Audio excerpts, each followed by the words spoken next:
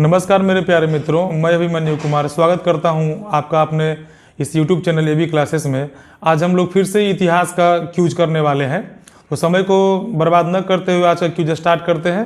40 से 50 क्वेश्चन का क्यूज होगा, 60 क्वेश्चन का, जितना भी हो जाए 10-15 मिनट में, ताकि सभी भाइयों को, सभी बहनों को इसका फ़ायदा हो सके। ठीक है ना? तो स्टार्ट करते हैं आज का क्यूज। इधर रहेगा ए, इधर रहेगा बी। तो ये से क्वेश्चन है, बताइए कि सुमेर अभिलेख में नाविकों का देश कौन था?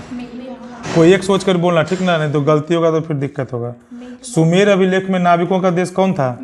मेलुहा सही जवाब है। इधर से बोलिए, तौलने की इकाई में सिंधुवासी किस अंक का प्रयोग करते थे?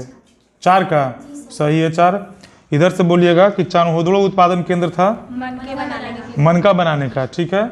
अशोक का शासनकाल बताइए। 269 से 232 ठीक है। अंग की राजधानी कहाँ थी?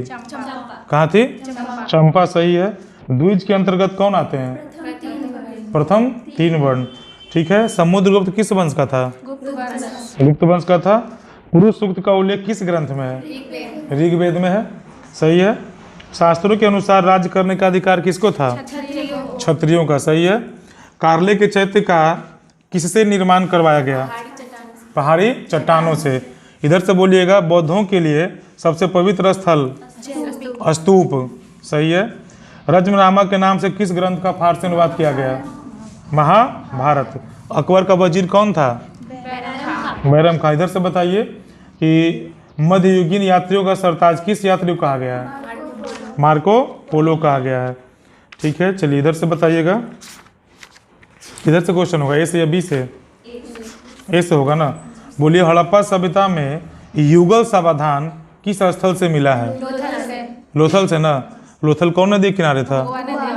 कौन सा? भोगवा नदी किनारे है। कौन सा स्टेट में ये है अभी?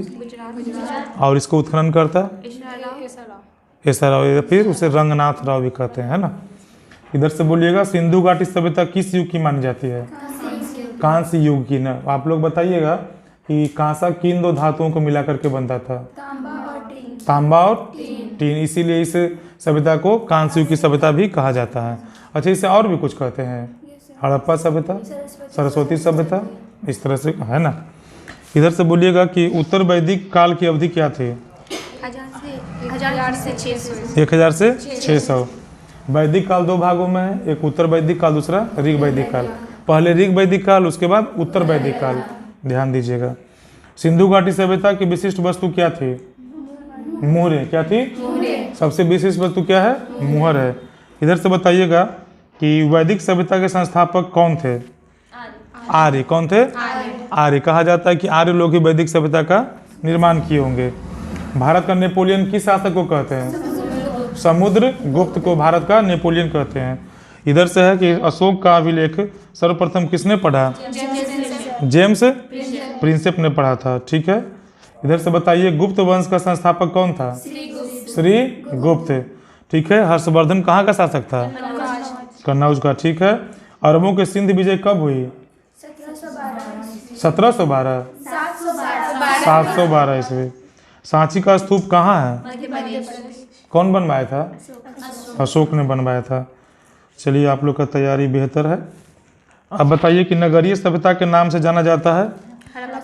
हड़प्पा सभ्यता। तो इसी तरह से ना एकदम कन्फर्म याद होना चाहिए। ज्योग्राफी में भी, पॉलिटिकल साइंस में भी, सभी विषयों में इसी तरह से याद होना चाहिए, है ना। ध्यान रखिएगा इस बात का। प्रारंभिक वैदिक काल की अवधि क्या थी? वैदिक काल की 1000 से 1500 से 1000, फिर 1000 से 600 उत्तर वैदिक काल का है ये। इधर से बताइएगा बाबू कि दारा एवं शाहजहां के पास आगरा में कौन रहते थे? दारा जहां आरा। बाबर चंगेज खान का कौन सा वंशज था? 14वां वंशज था। ठीक है। गुलबदन बेगम कौन थी? गुलबदन बेगम एक लेखिका थी, याद रखिएगा। हुमायूं का भाई कौन था? सभी होगा आंसर। इसके 3 भाई का नाम बताइए।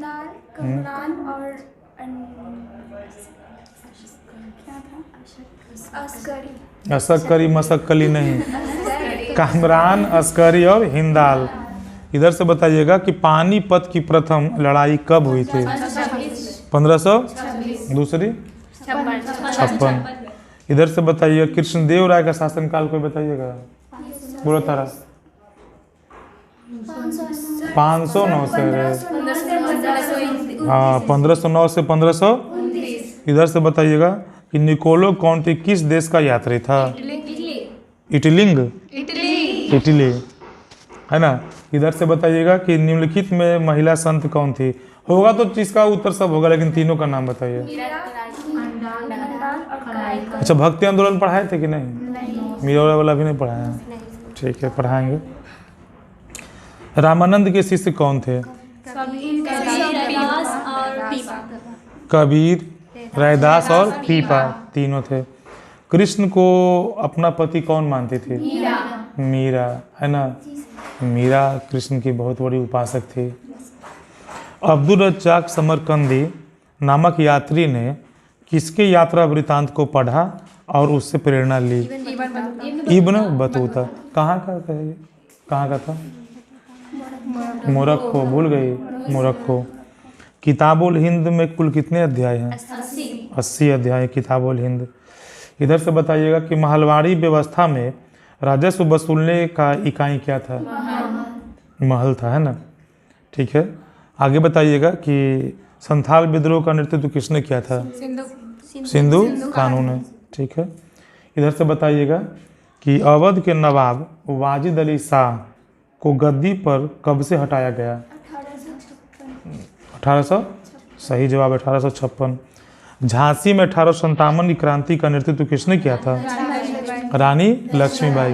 के बचपन का नाम क्या था, मनु नाम था, हाँ। मणिकर्णिका भी नाम है इनका, छबीली भी नाम है और मनु भी नाम है। इधर से बताइएगा कि एनफील्ड राइफलों का इस्तेमाल किसने सर्वप्रथम शुरू किया, हेनरी हार्डिंग। VVI क्वेश्चन है, हालांकि जल्दी याद रहता नहीं है, याद रखना। हेनरी हार्डिंग ने एनफील्ड राइफल का इस्तेमाल शुरू किया था। इधर से है बाबू बी से 1757 ईस्वी की प्लासी की लड़ाई के समय बंगाल का गवर्नर कौन था, बंगाल का गवर्नर कौन था, रॉबर्ट क्लाइव, ठीक है रॉबर्ट क्लाइव। अच्छा रॉबर्ट क्लाइव को कुछ और भी क्या कहते हैं, बंगाल का गीदड़ कहा जाता है, ठीक है। सर्वप्रथम भारत में रेल कहाँ से कहाँ तक चलाई गई, कब, इधर से बोलने दो, 16 अप्रैल 1800। अच्छा एक बात आप लोग बताइए कि भारत में जो रेल का परिचालन प्रारंभ हुआ वो जो है कि किस गवर्नर के समय में प्रारंभ हुआ था, लॉर्ड डलहौजी के समय में प्रारंभ हुआ था, है ना, ठीक है।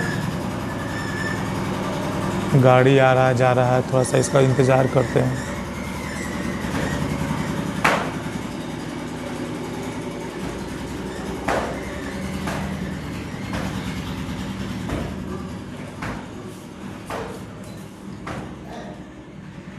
चलिए आप लोग बताइएगा भारत में औपचारिक जनगणना कब प्रारंभ हुई, अनियमित जनगणना 81। इतिहास का सबका तैयारी ठीक ठाक हो गया ना। चौरी चौरा घटना कब हुआ, 5 फरवरी 1922 से। असहयोग आंदोलन का नेतृत्व किसने किया था, महात्मा गांधी। इधर से बताइए कि असहयोग आंदोलन कब हुआ था, 1920 में। इधर से बताइए कि मुस्लिम लीग की स्थापना किसने की, खां बंधु ने, अली बंधु ने, अली बंधु ने।